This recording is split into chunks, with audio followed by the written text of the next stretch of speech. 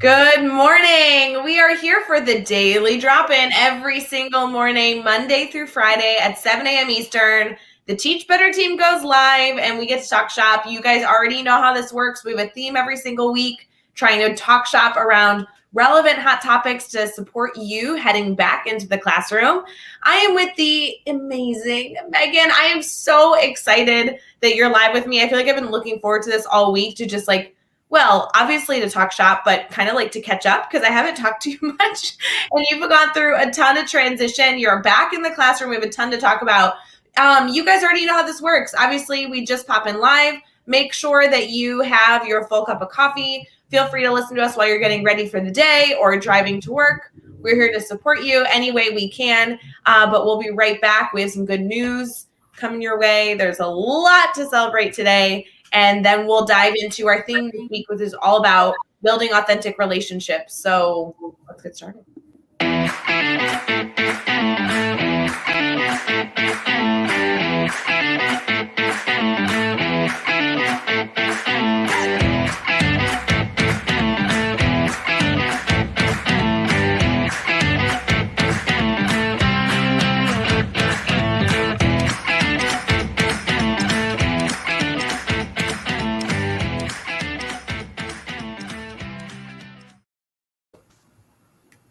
Megan, how are you doing? I am doing well. It is Thursday and I get to come on here and catch up with you. I feel like I've been so just not around and not connected lately because I've had so much going on. Well, we have a ton to catch up on, and I just felt like you were going to be such a wonderful fit talking about how to build relationships with students, not only in obviously your strategies and things that you've seen work in the past. I mean, holy cow, you're entering in your 10th year of teaching right now, but also just because you've been back in the classroom for a few weeks, you can tell us actually not what you intend to do, but what you have already done. And I'm excited to get into all that, but it's so wonderful to start our mornings with the daily drop-in. Get people's headspace in the right spot and, slowly get ready for the day. I hope you guys have your coffee. Good morning. We hope that you are getting ready for the day and waking up. Megan, I know we were talking about when we kind of popped on before we went live that we're a little sleepy, right? Thursday morning. But there is nothing like teacher tired the first few weeks of school. So I am sending you all of my energy and all my good vibes, Megan. I just want you to know. I need all that, especially by Thursday, Friday. I need all the energy. Seriously, I think that Thursday nights are the worst only because I just feel like all my energy is sucked out Thursday night. And then you're like, all right, guys, I don't have anything left, but I'm going to give everything I possibly have for a good Friday. So we are just sending good vibes to all of our network members. That's huge. Need it.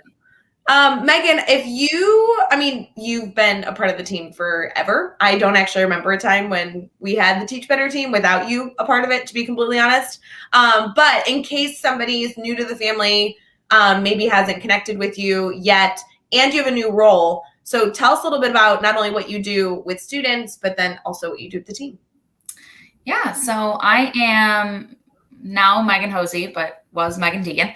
And I am a 7th grade math teacher in Nashville, Tennessee, which that's different now. So okay. Yeah, now I'm in Nashville. That's fun. Little different than Illinois. But I'm still with my 7th grade math, which I love. And I am also the ambassador program coordinator for the Teach Better team. Man, so you've been at a school in the Chicagoland area, and then you moved to Nashville, Tennessee, which, by the way, I feel like anytime anybody hears this, you must get the same reaction of people being like, oh my God, that sounds so wonderful. Everybody loves Nashville, Tennessee. And then you went from 7th grade math just to a different 7th grade math at a different building. That's gotta be nice. I got so lucky. Obviously moving states, I was kind of in the I just need a job. And, sure. Anything would have been fine. But I was obviously really hoping for 7th grade. And I got super lucky and ended up in 7th grade. So it has been amazing. And you have started school already. I know we've been talking to educators since we brought back the daily drop-in, some of which literally went back the first week of August, some of which you don't go back till mid-September, you've been back. Yeah, my first day with kids was August 5th, I believe. So I've been back since I've been back since around July 26th. So, and in addition to that, obviously very exciting thing, you have moved, gotten married, and accomplished, all things success. Like, I don't understand. I guess I think I just told my husband, I was like, apparently we just do everything at one time. It's moved down here in June, got married in July, and then after I finished my first week of school, we moved from our apartment to our house. Still moving, by the way, like that's happening slowly, but we are officially living in our house. So it has been all the things all at one time. I heard, Megan, you and I have always had this in common, that we are slightly dog obsessed, but like in a way that is still classy. And I heard that your dogs are for sale. I would love to take them. I just want you to know I love your dogs. And so if they're up for sale, please sign me up. I'd love to take them. I love them. And I remind myself that I love them before I walk in the door every day, because they are just like I am. They are transitioning to a new house. And honestly, they're transitioning to me being back at work full time. I have been super lucky. And although I was back in person last year, it was like half days and wasn't until January. So they are very much used to having someone home with them and not being alone for a lot of hours in a strange house that they don't know, in a state that they are not, used to yet. And so they've turned into some chewers, but we're working on it.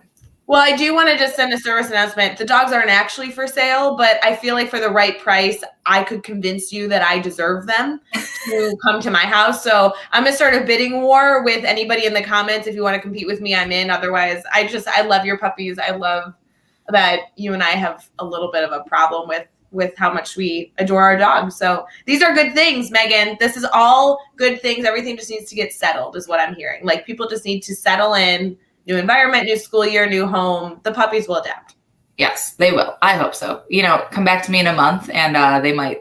If they're still for sale in a month, then we got some problems. But exactly. Alex says $2. I'm going way higher than that. I'm starting with $15. That's 2 dogs. Your dogs are big size too. I'm just saying. I'm willing to go pretty high, but if we're going to start low, $2 is far too low. It's offensive. $1 a dog is definitely not enough. Yeah, one of them, just at least for the problems I feel like I should pay you for the problems they're going to cause. But all right. So in addition to that, Megan, I just wanted to touch on, I know you said you do so much with the ambassador program. I personally don't feel like you give yourself enough credit about the ambassador program. Like, guys, just to actually tell the story the way it happened, I met Megan through, I don't know, we just connected for you. You were connecting to the Teach Better team. We hopped on a phone call a few times to talk about the grid method. I brought you donuts one time, which was like the highlight of my life. And then you came to us and said, I think we should have an ambassador program. I'm appointing myself on the team. I'm going to spend 12 months building an ambassador program with Andrea. And we kind of looked at you and we're like, okay, sounds good. And you went and it was an entire 12 months that we created this ambassador program and launched it to our network. And now we have Teach Better ambassadors applications open about once a year to be able to apply. And you lead the pack. It's unbelievable how much this program has evolved over time. It really is. I tell the ambassadors all the time that Andrea and I, although we created this program, never in a million years could have imagined it being what it is now. That's all credit to our ambassadors and who they are and, what they bring to the program every day, because they are incredible. I love it. I get the best of both worlds. I get to, hang out during the day with my 7th graders, which is just my favorite thing ever. But I also get to connect with all of these incredible educators, and it's amazing.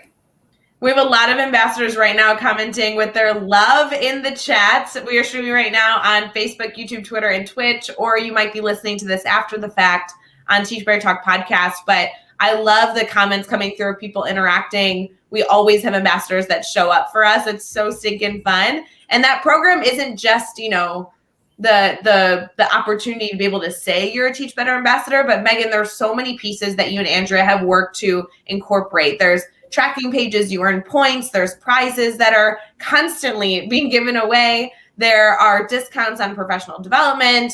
There's just first opportunities to get involved in things with the team. You guys just launched a mentor program where new ambassadors get partnered with a mentor as they get started. I just think like there's so much more that we can do with this program. The opportunities just are seemingly endless, but so wonderful that we're able to celebrate the incredible people that are a part of the network. And I don't know, I just feel like the ambassadors are like the best of the best good people. Like anytime I need some good vibes, I go to ambassadors. Those are my people.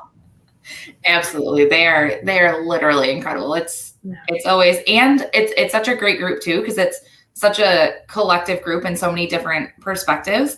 And so I think like that's my favorite part is I'm like, wait, I need help with this, or I need an idea for this. And within 5 minutes, I am just like flooded with like a just variety of ideas. So it's an incredible group. Well, and Brienne wants me to make sure that I comment on the exclusive PD. That's new this year, that you guys are providing exclusive professional development, not only opportunities just to like bring the Teach Better team to their district at a lower cost, but exclusive PD that they're getting. Isn't there something with Kevin Butler coming up soon for them? So excited. Yeah. Every month we have an exclusive ambassador exclusive PD. Yeah. We record it for our ambassadors who miss it. So it is always available for them. And the best part is it's based on what they want. So Brienne and Bree have done a phenomenal job of really surveying and finding out what our ambassadors want and need and making that happen. So super excited for Kevin Butler next week. That is going to be incredible. So cool. Anyway, we didn't mean for this to be an ad for ambassadors. I just think that out of all the like subgroups of the Teach Better team, right? Like you have the podcasters, the Teach Better Podcast Network, you have the speakers network for the Teach Better team, you have our guest bloggers are outstanding. We have those that participate in all of our masterminds. Oh my God, guys, there's so many more masterminds coming. I'm just giving you a heads up, like be warned. But the ambassadors is just such a fun crew. So shout out to all of our ambassadors. And Megan, I just think it's incredible that you and Andrea built such a fabulous program to support teachers all over the world. I mean, literally, our ambassadors are all over the world. That's amazing to me. So cool to see. Megan, we have a lot to celebrate today. Can we get into some celebrations and some good news? Yeah, that's like the best part of the day. But yeah, I'm really excited. Let's start with that.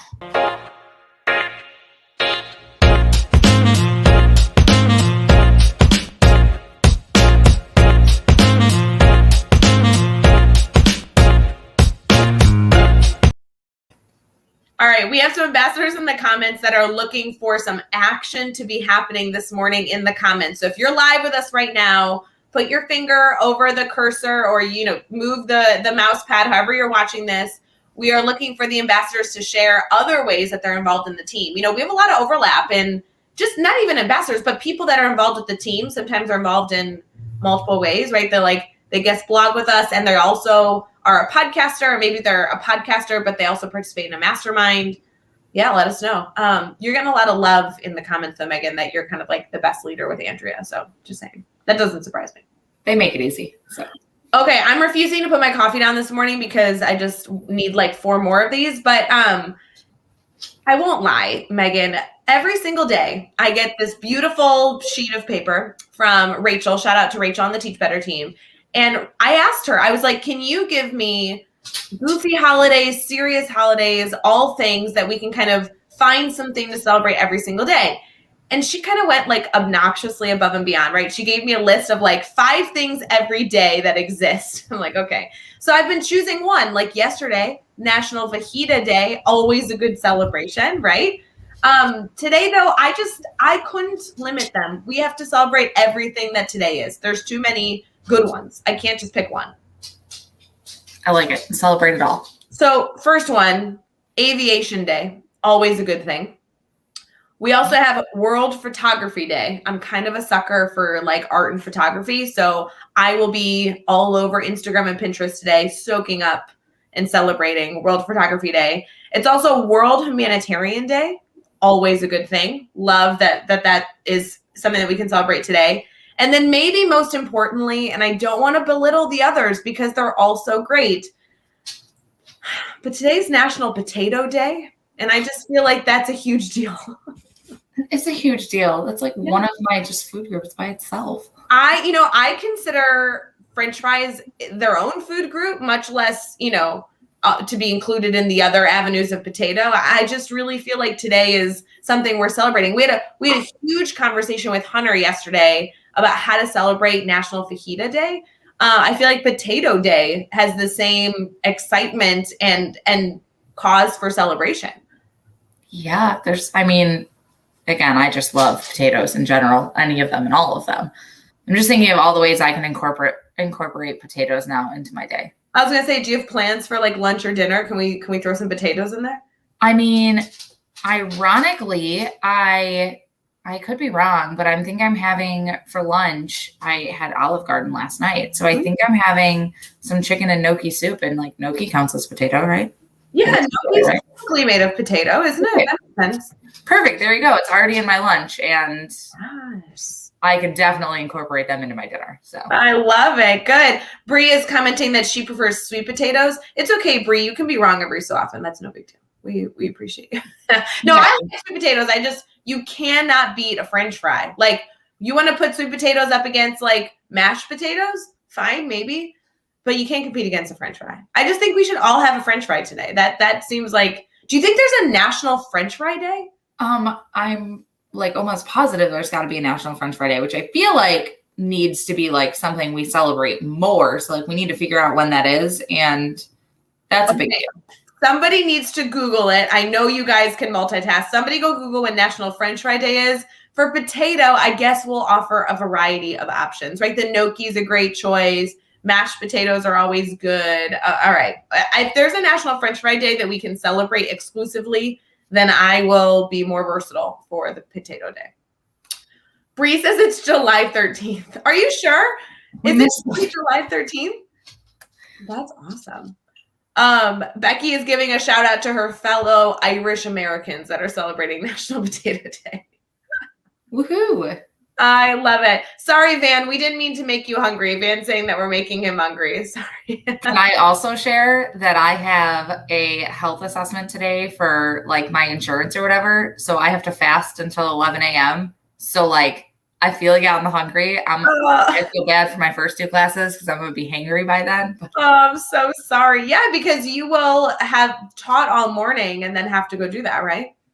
Yes. So luckily I'm doing it on my plan. So I'm literally going to go do that and then like shove food in my face before my next class. But all right. So some good news for today. I know, Megan, that we prefer dogs, but there was a really good cat story that we're going to share for our good news today. So as we think about good news, obviously we share this to not only brighten each and every one of your days, but also to bring some good conversation as something that you could begin with a colleague or with students to dive into. This I thought was really cute because it has to do with an animal. It says, a black cat meow led rescuers to an 83-year-old owner after she fell into a ravine. So it says, black cats may have a reputation for being bad luck, but don't tell the owner of this feline as it helped her save her life. The kitty I'm paraphrasing here. The cat mom was living in a rural area in England when the 83-year-old woman went missing. Neighbors launched a search party going all over the countryside and the surrounding community until searchers caught sight of a cat meowing loudly by a ravine. It says the cat was very attached to her. He kept going back and forth, trying to meow and get other people's attention, and they saved her life. So she is okay. She's healthy. She's resting, and I'm pretty sure she's pretty loyal to that cat if she wasn't already. Yeah, that is a really good story. Again, we are more partial to dogs, but I do love myself some cats. They're cute. You love cats. I mean, any loyal animal is fun, right? Any loyal animal that can make for a good story is always good. And I did have a cat at one point in my life. I don't know that I consider myself a cat person, but I had a cat named Joe. And it was actually Old Man Joe is what I called him because I adopted him when he was 9 years old and he had no teeth. And so I felt like he needed to have like a funny name. So Old Man Joe was the best cat. I'm just saying, he was a rock star. Him and Harvey were best buds, so they were a good duo together. Yeah, so cute. Gotta love it. It'll be good. As you guys are thinking through how you can use your good news story, right, to celebrate what you're doing with students today, or start a conversation in the hallway with a colleague. I mean, Megan, you are working in a brand new building. How is it going, kind of like fostering relationships with your colleagues as you are working in a building of, new staff members? It's going really well. I was a little nervous at first just because I had missed a couple things, being that I didn't move down here, until a certain time, and was still doing summer school and all the other things. But my colleagues have been so incredibly welcoming and nice, and anything I need, they answer. I have all the questions right now because I had worked in my previous building for 5 years, so I have forgotten what it's like to be learning a new building while also, starting the beginning of a year. So that was obviously like a combo that I haven't had to do in a while. And I have a new curriculum this year, and we've changed the order up of what I'm used to in 7th grade. So it's all been good things. It's just been, there have been a lot of questions, and they have just been the nicest, the most patient, and the most helpful. So it's been really great. I'm super lucky. Can I ask you specifically, and I know that we're going to get into discussing relationships further when we transition to our brainstorm bank, but I think the hardest part about starting a school year, I know new curriculum, new leadership, new students, probably new community, all those things are hard. The worst part, the worst feeling is like stepping into Institute Day and needing to figure out where to sit. Like how did you do that? How did you handle that? It's so tricky. I don't know. It sounds so silly and so simple, but picking your seat the first day, sitting next to somebody and introducing yourself, that's just hard.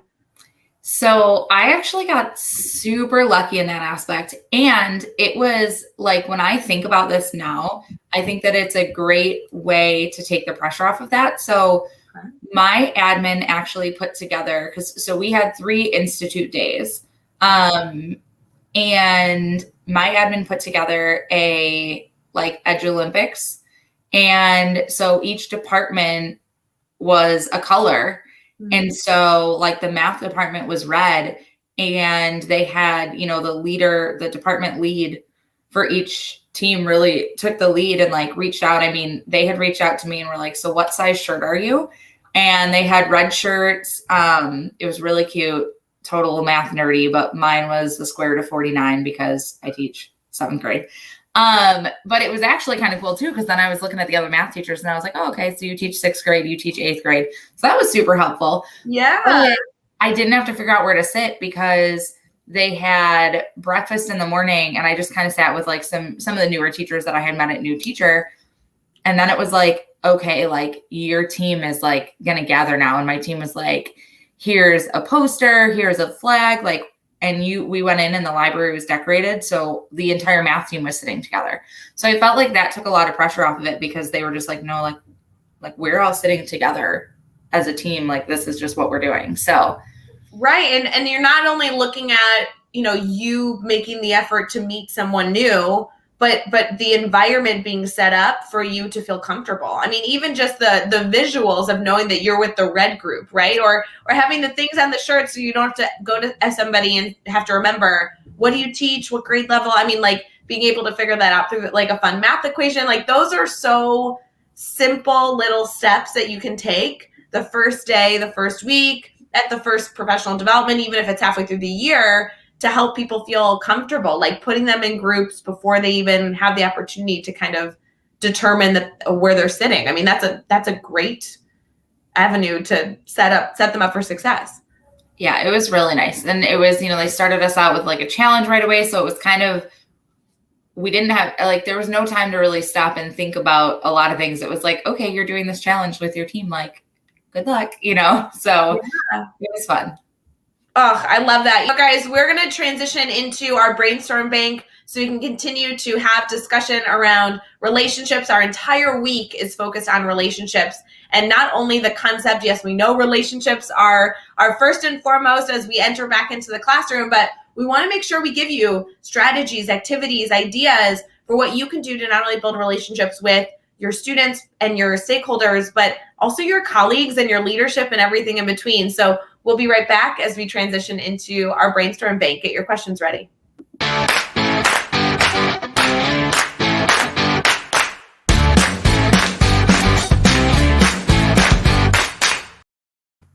All right, you guys know how this works for our brainstorm bank. You can head over to teachbetter.com/brainstorm bank and submit a question at any time throughout your day. If you have a topic that you want us to discuss on Daily Drop-In, this could be topics around the Teach Better team, around our weekly theme, or just around any idea that you're trying to brainstorm to find the right solution for your classroom and your community with your students. We are continuously this week focusing on relationships because we know it's important, but we also want to not just talk about it in general sense, but actually get into like the nitty gritty of how to make it successful. So if you're live with us now, if you're more than welcome to share your ideas in the comments, ask your questions. But Megan, as you were just sharing around your administration and your departments getting ready to welcome you as a new staff member into the building, your focus on them creating a safe environment for you to know where to sit and kind of make friends easily is something that we not only should be doing for new staff, but translates beautifully into any new student or at the beginning of the year that you can set up for our kiddos as well. Did you do anything at the beginning of the year to help students find their seat or find, like their fit the first day? So I love to let my kids pick their seats. It kind of, gives me a hint of, who their friends are in the classroom, and also gives me a really great idea that first day of whether or not they can work well. But, I also we have a lot of conversations that the first few days about math and how they feel. And I tell them very blatantly that I was always good at math, which is why I chose to teach it, but I was terrible at the other subjects. So, I'm always however you feel about math, I can absolutely relate to that because I've been there and I felt that. So just trying to make them feel comfortable in general in that way. And then again, I let them pick their seats, and, I've got some assigned seats now and some that are still picking. So it just kind of depends on where we're at. And I know Alex brought up seating charts. I do have to have seating charts. So I do have to change them. They are fluidly changing right now. Yeah. Because I just have to be able to contact trace. But, we have that conversation of we can move our seats around. I just need to have it written each day of who's where. So we picked our seats and we try to stay there. So it's not as fluid as my normal classroom is, where they can come in and really day to day sit where they want and sit on the floor and all that. They have a little bit of movement, but there's a lot of, because of contact tracing, there's a lot of, we try to stay where we sit day to day. Well, and that makes sense. We're still very much in a phase of trying to transition out of the pandemic, but the opportunity for students to have a choice in where they sit does give you a lot of data as a teacher. We've been talking pretty consistently with the Daily Drop-In as we enter, the end of our third week of the Daily Drop-In being our morning show that happens Monday through Friday at 7 a.m. Eastern. Regardless of what our theme has been for each of these weeks, the concept of needing to adapt to our current situation has been prevalent. And, the opportunity that you have to kind of meet you and the safety rules kind of in the middle, where you can say, okay, I can offer this, but I still need to track, or I can offer that seats are a choice, but maybe they have to stick week to week. And, those types of adaptations are things that teachers are experiencing around the world right now. And, we just need to take it for what it is and do the best we can. But it makes sense that seating charts are going to be prevalent as we need to contact trace. So whether you're having students come into your classroom and pick their seat the first day, and then they have to stay there maybe for 2 weeks until they change again, you can kind of find that happy middle ground for sure. Definitely. So as you're thinking about, Megan, like fostering relationships, right? You entered a new school building. It sounds like they were so warm and welcoming. I love when that continues to be a focus for not only our students, but truly staff to staff, making sure that people feel supported and everything in between. What about the students? You know, you obviously let them pick their seats. You're trying to constantly collect data from them to get to know them. But you enter into a new building, you set up a new classroom. What have you done the last few weeks to build relationships? Do you have any like secret sauce or activities that you were like, oh my gosh, guys, this one worked super well. Definitely recommend it. I mean, one of my favorite first day activities and Andrea and I have done this for the past, I don't know, 3 or 4 years. And we kind of got part of it from you. So we have always split our kids into houses. That is so much fun. And although it's not a school-wide thing, like each class is a different house. I'm a huge Harry Potter fan, so it fits right in. But it's a really great motivator. And so one of the things that we started doing a couple of years ago, and I did it again this year, it's my favorite thing. And I'm probably a little crazy because I do it on day one. I do a breakout room with them. Literally, I don't know any of their names. I don't know who they are. This year I had to do it on day 2 because day 1 was we had a really shortened schedule. So I was never going to be able to do a full breakout with them in that short amount of time. So I did it on day 2, which was our, first day. I still did not know them.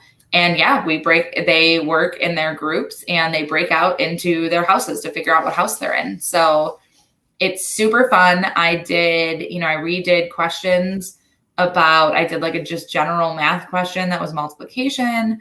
I did a math riddle. I did a question all about me since I had introduced myself the day before. So I was like, let's see how much you've paid attention. And then I did one about they have 4 teachers on our team. So I did one about the 4 teachers just to help them get to know us. So they had a lot of fun. They really liked it. It's one of those, like, you do it and they're just engaged the whole time. Mm-hmm. And it's great. Like, I just got to kind of walk around and hear the conversations and see them work. And, it's middle school. So you give them any sort of competition and they're in, and it's great. But I also too, we really get to talk about like working together, like Andrea said, working together as a team and communicating. Because I tell them it's a huge thing for me when they come in my door. I don't need them to be best friends, but you will respect each other and you're going to have to work together. And there are going to be times where you may be working with someone that is not your favorite person. That's literally how it is in the real world sometimes. So we make it work and we learn how to communicate. And I think that that's a great activity to start it off. And again, I am all for the moving around and as engaging as possible. So that is absolutely one of my favorite activities. And I do tell them, because it is day 1 and I don't know them, I said, this kind of sets the tone of what we can do in the classroom this year. And if you show me that this is something that you can handle and it's fun, then this is something I will plan for you again. So you have just shared like a cajillion things that I want to dive into. Not only the information you're collecting from students, the expectations you're setting right off the bat, the very high expectations you're setting right off the bat, but let's talk about breakout rooms, because that's something that, the opportunity to give students like a game to solve, a puzzle to solve in the classroom is one thing, but I know a lot of educators that have tried this and loved it or been too nervous to try a breakout. And we're not talking about like getting on a Google Meets call and using breakout rooms. That's not what we're discussing. This is like a fun, a mystery game. They're trying to solve the answer to clues to reach the next level of the game, the next step of the game, in hopes of reaching a conclusion that they're going to work together to solve. If you have not done this, they are all over, that you can go look up. Breakouts. They're really actually good activities to do with like family and friends if you're looking for a fun afternoon activity. But let's talk about this at a classroom level. So you essentially created a puzzle that you're asking the students to solve. Tell me a little bit about that experience of even getting started. Like, give me basics, like at the very beginning. How do you even get started doing that? Yeah, so I do want to say, because I heard this from when some of my colleagues found out what I was doing and found out that I made it. they were like, what? And I was like, I promise you, it is not as hard as it seems. Like, it might seem super overwhelming. I promise it is not. So really where I started was with what I had. So I have done digital before, and I don't mind digital. I just, anytime I can, I prefer the actual box with the locks on it, because I think that is just so much more fun, in my opinion. So to clarify, it's the difference of them like using a program on their laptop where they're like plugging in the numbers to see if the code works versus like physically changing and adapting a lock to get the code, is what you're saying. Yeah. So if you're doing it digitally, Google Forms is the way to go. It's super, it's not hard to throw a Google form together either with this. I just personally like the actual box with the locks. Well, it's fun. I mean, if you have the ability to borrow locks from somebody or purchase them or do a donor's choose and get those resources, the physical use of changing a lock is so fun. It is. And Andrea and I bought it literally looks like a small toolbox, and 4 locks for that toolbox. And we bought this a couple of years ago, and I don't even remember how much we spent. It wasn't that much, but I can tell you that like, if you can do it, it is so worth it, because now we've used it for years, and I use it over and over and over again, because that is the nice part about the locks. You can change the combinations. Right. So every time and that's really where I start, is I have 2 number locks and 2 letter locks. So in my mind, when I'm doing this, whatever questions I'm asking, I somehow at the end need to have a 4-digit number code and a 4-digit letter code. So it really just became, what did I want to ask them, especially being the first day of school? Like, it has to be pretty basic, because I don't expect them to know much of anything that we're going to be doing. So I stuck with multiplication, because they're 7th graders. Like, that is something they can do. And I just made the answer a 4-digit number. Sure. I stuck with one of my other ones. What was one of my other ones? Oh, I did like a riddle. Like, the first number is double the 2nd digit, and it was a 4-digit number. I found that one online because I Googled it. So like, again, it's a lot of things is not me making it up. And then when it came to the letters, I was like, well, they know their teachers by now because they have a schedule with our names on it.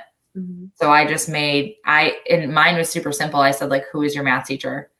Who is your ELA teacher? And I have like spots where they fill it in. And one of the spots is like highlighted in red. So like, that's the letter they need to use from each name. Okay. And so my thing, and what I've learned with 7th graders, because this was an Andrea and I mistake the first time we did this, and we learned and we corrected. The first time we did this, we had our lockbox, and anytime a group solved one, they could come up and try it.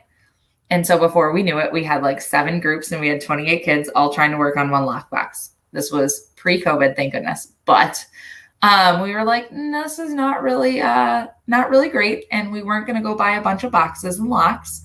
So now what we do with them is I just give them a sheet to record their answers. And once they show me that they have all 4 of the correct locks, then they get to go as a group to the box and unlock it. So they're not all at the box, but yeah, there's a lot of pieces to this. And so I want to like kind of dive into that. One is there is a classroom management element of providing your students with a mystery game that they need to solve, right? Regardless of what that is. So whatever classroom management best fits your abilities or best fits your students, that's a great reflection point if you're choosing to chase after something like this. What I really like is that you have a combination of pieces of the puzzle that you created and pieces of the puzzle that exist online. There are a lot of resources online related to breakouts. And while you may not have the physical resources to do so, even just the digital options, there are so many breakouts that you can have students go through an experience. So if you're looking to dabble a little bit, that could be a good option for you. I also know of a number of communities. So depending on where you're located, if you're listening to this now, I'd love to have you reach out to me. There are a number of communities that have breakout boxes you can rent that they'll either ship to you or you can go pick up all the resources of the breakout. You can use it with your students, put everything back in the box and deliver it back, and they take care of all the cleaning and the organization and the puzzle work. So depending on the type of educator you are, where you're located, this could be a really wonderful opportunity for you to bring something into your classroom to help your students either learn content more or practice those team building activities. I think that's so powerful. And when you're talking about this, Megan, they're not only trying to solve the codes, but you kind of have hidden, I assume, depending on what type of breakout you're doing, you've hidden the clues all over. So sometimes they're trying to open 2 or 3 boxes, and inside the box is just like the next clue for the next piece. So they're constantly kind of working in a collaborative environment to identify, do they have enough information to even solve the clue that's in front of them? And, you know, can they work together to search around the room for clues or open certain steps and understand that those steps are going to lead them in a different direction? So this is a really great way to get students engaged in a full class. Yeah, it is a lot of fun. The kids love it every year. It's so much fun. And I do it multiple times throughout the year. You know, I keep bringing in other ones, whether I make them or whether I find them. I use them as review a lot of times because in my thought, like the problems that I'm going to have them already do, why not just like make those all the clues, and when they solve them, so to me, it's just, it's a super fun and engaging way. And I love the team building because they have to communicate. They have to be able to talk about what they're doing and, you know, work together to solve these riddles and come up with these answers, which is so much fun. And I don't know, I feel like if this seems overwhelming, like I would be more than happy to talk to anybody that wants to plan one, or anybody that is, you know, thinking about it, but not sure where to start and how to do it, because they are so much fun. And I promise once you do the first one, you're like, oh, okay, like this is not as like overwhelming as I thought it was going to be. I have to say, I have done a ton of these. Like, I don't know if that's a ton. I've done more than 10 of these. And with middle schoolers, I've seen the fun. I mentally cannot figure out where my block is, but I just do not understand how to design these. I know that you just explained it. Even as you explained it, Megan, I'm like, that makes sense. I can do that. For whatever reason, holy cow, my brain doesn't work this way. So I've had so many other educators that have collaborated with me that have done the parts that I'm not good at. And so if you're an educator right now thinking like, go to Megan, or Katie Miglin on our team does breakouts all the stinking time. Go to somebody that can give you kind of that inside scoop of how to design it and problem solve with you, and give you all the resources, maybe some website links that they can connect you with to, you know, like go find these resources without having to make them.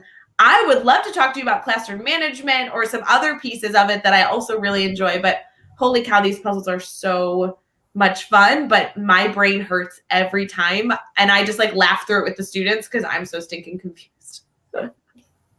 It is. It's so much fun. I will say too, like when Andrea and I started this, we were connected with somebody who had done this. It was actually at, we had gone to Summer Spark and sat in a session about them. And that's where we were like, okay, we're going to do this. And so like we connected with an educator that had been doing this. And so we were like, all right, we need you to walk us through step by step. And that was really, really helpful building our first one. Well, and so Megan Wells is commenting here, and she's like, the issue is giving myself enough time. And Megan, I don't know if you're thinking like enough time to plan it, like to actually put all the pieces together, or enough time to actually do the breakout, because they always take a little bit longer than you think. I feel like I'm constantly like, oh, they can get this done in a class hour. And then by the end of the class hour, they're not done yet. So there is, of course, that management element, but giving yourself enough time in terms of planning, which it looks like Megan's commenting, she's talking about planning. I think that there's a number of different ways to approach that. Anytime you're doing something with your students that you know is going to take upfront work, you not only want to give yourself enough time to be forward thinking, to say, okay, I want to accomplish this at the end of the unit, maybe that we're studying. We're going to give our students the opportunity to do a review game together. You know, how can I give myself enough time to see when that might happen? But also, a lot of planning these days can be done in collaboration with other people that aren't physically around you, using online tools and resources, and collaborating with educators that are outside of your community, like Megan is pointing to herself right now on the screen, kind of gives you the option of not being the only one needing to put something large together.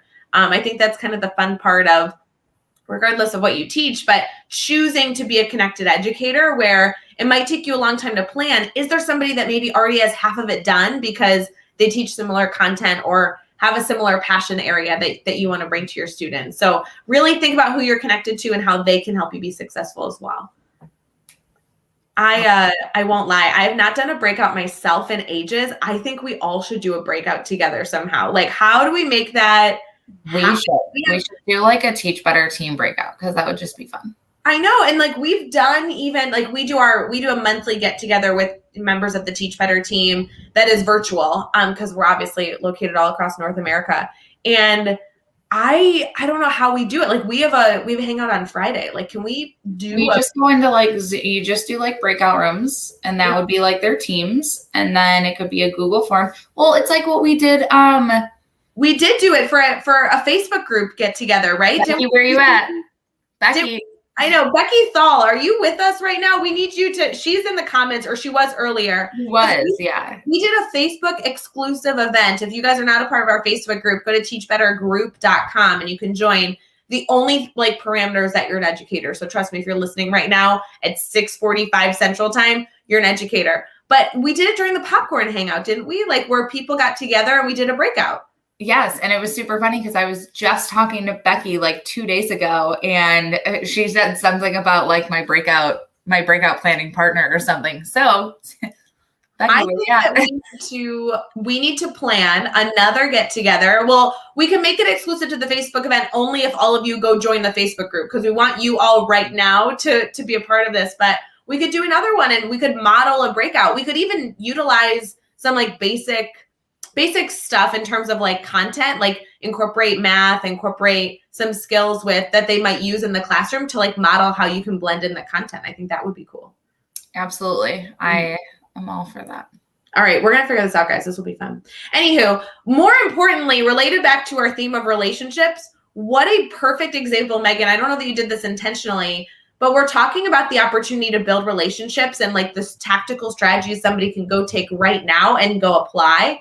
Really, the theme of today has continuously been fostering collaborative environments for people to build relationships, right? When you put people in a room and you face them all the same direction and you talk at them, whether it be a staff meeting or even working with students, it's hard to build relationships not only with the facilitator and the student, but even student to student or colleague to colleague, because really they're just watching you talk at them.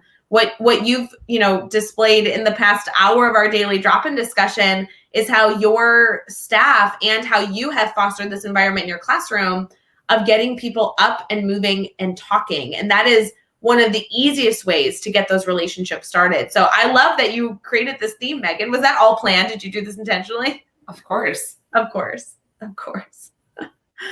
Guys, don't forget our daily drop-in happens every single morning, Monday through Friday. And we are truly here just to be a sounding board. So we're going to continue to reflect on relationships, what we can do to foster strong relationships, not only with our students and parents, but also our stakeholders all week long. Tomorrow, we have Brad Hughes joining us. He's going to be a staple in our Friday daily drop-in. So he's now back on his normal schedule joining us tomorrow. I can only imagine that he's going to have some ideas on how to continue to kind of wrap up this idea of relationships. Brad's not only an ambassador with us, he's involved in like 1.5 million ways.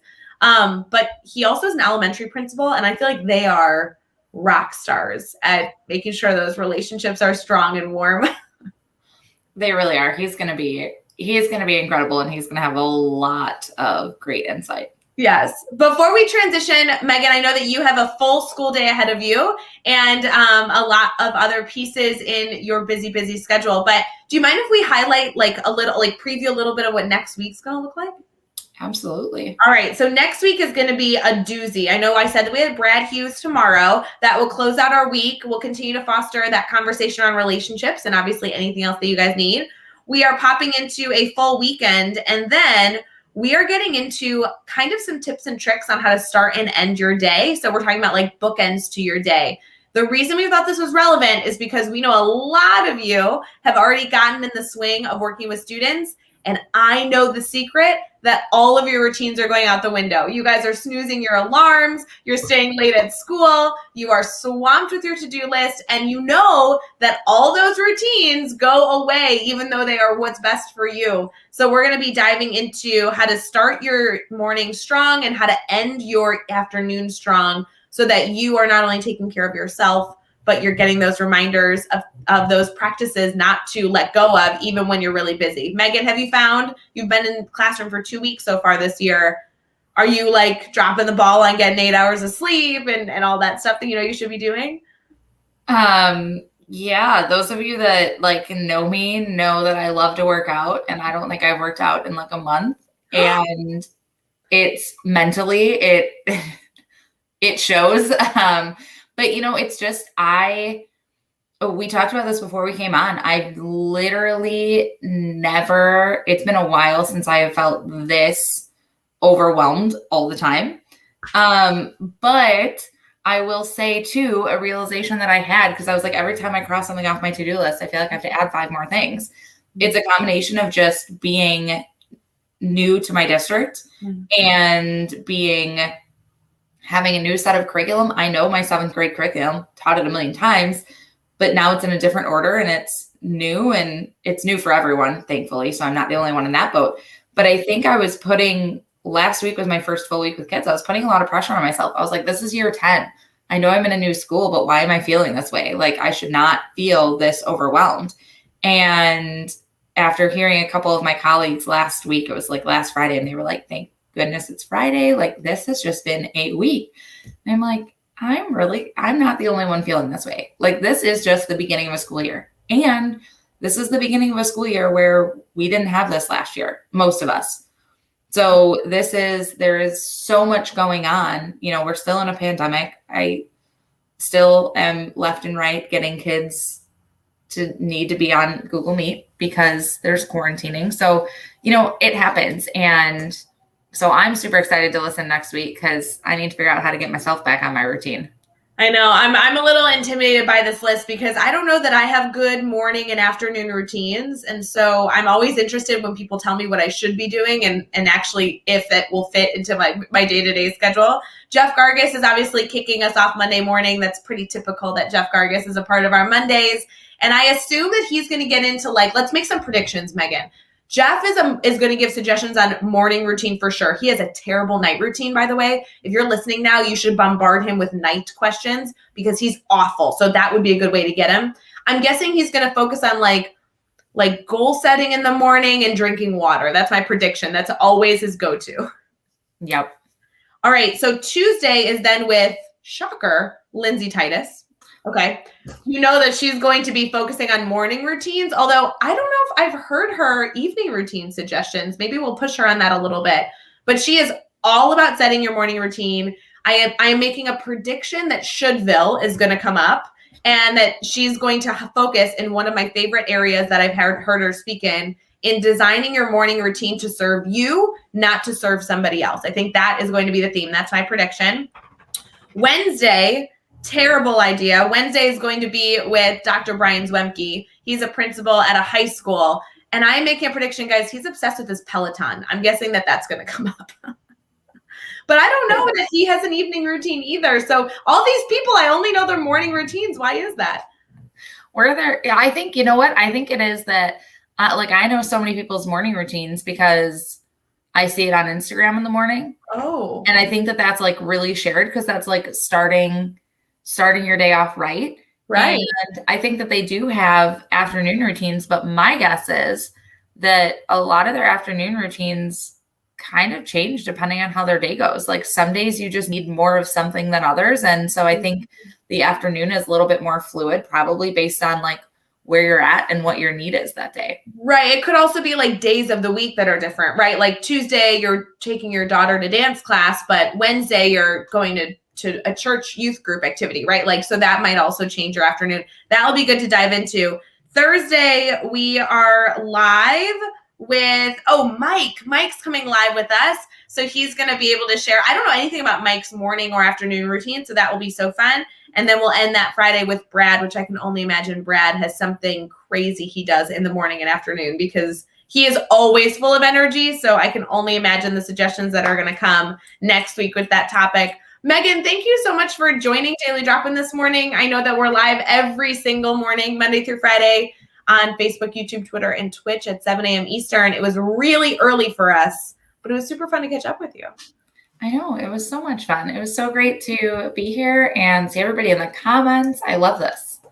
So good. I hope you have a wonderful day with students. Thank you for all the ideas. I hope that all of you are feeling empowered to try a breakout and they reach out to you to apply that, to try and find those collaborative ways, those safe ways that we can get our students to collaborate, regardless of all the things going on with safety. Definitely abide by all those rules, but finding ways to get people up and talking is a great way to foster relationships. We appreciate that reminder. It's so important. Megan, can they connect with you on Twitter, Instagram? What's best? Twitter, Instagram, really anything. It's Megan_Hosey on both Instagram and Twitter. So connect, reach out. I would love to collaborate and help you because anything that's like engagement focused, I love it. So there you go. All right, guys, we will see you back here bright and early tomorrow morning with Brad talking about relationships. We're going to tie a little bow at the end of the weekly theme that we've had here. We'll also, of course, have all the typical things. We'll have good news for you. We're going to do a big recap of our discussion to make sure, just in case you've missed any part of our daily drop-in, that you can take those key highlights away. And we'll have a few surprises in store because it's Friday and you know it's going to be bonkers. So we will see you guys later. Have a wonderful rest of your day. And we'll see you tonight for Teach Better Chat over on Twitter. Bye, guys.